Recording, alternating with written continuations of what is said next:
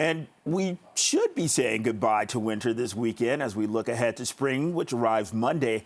For more on the winter that was and what we can expect to see in the coming month, we're joined by Dave Phillips, senior climatologist with Environment Canada. So good afternoon, Dave. You know, we have to talk about this.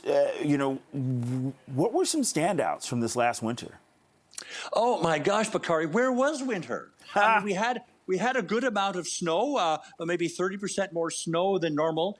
But Bakari, we had also the rainiest winter on record. It was almost like a Vancouver Christmas, winter. And of course, it was warmer than normal. I took like cold days. A cold day would be, say, -10 if the temperature reached that low. We had 11 of those guys. We normally would have 38. So, I mean, it was almost as if we got the look of winter, but we didn't get the feel of winter. And so, but when you see that all that rain that fell, in fact, and snow, it was very wet, but also very doomy and gloomy. I mean, what was missing also was the sun.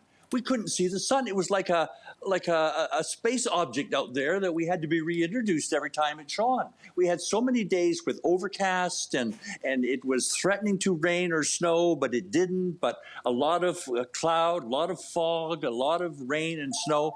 Really quite a miserable kind of a situation. Okay, so Dave, with that in mind, what does this mean for spring and summer? Well, you know, typically there's never, Bakari, a connection between one season and the next. But in order for summer or for spring to arrive, we need to get rid of the look and the feel of winter.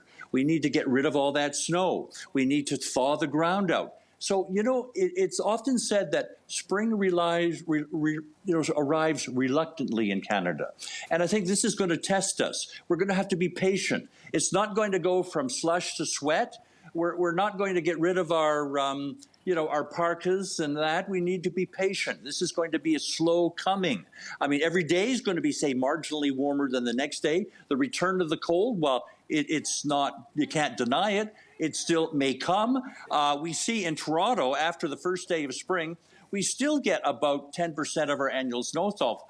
So don't put away your snow shovel, but it's going to be, I think patience is the operative word, just to think that. And what's sort of mean about it is that this March has been very cool compared to the other months. We had last March, we had days already that were up to 19, 20 degrees, 15 degrees. I mean, all we could get yesterday was 9 degrees. So we've been kind of penalized from that. And so what we're seeing in the next couple of next days or the next weeks is kind of Bakari maple syrup weather, melting during the day and freezing at night. And you know, I know you don't want to hear this, but that's actually better for us when nature just kind of slowly gets in. You don't want to go from winter to summer because that creates all kinds of pollen and allergies and floods and muds. And hey, let nature take its time is always best for the most. Dave Phillips, senior climatologist with Environment Canada, preparing us for maple syrup weather. Thanks a lot, Dave. Thank you, Bakari.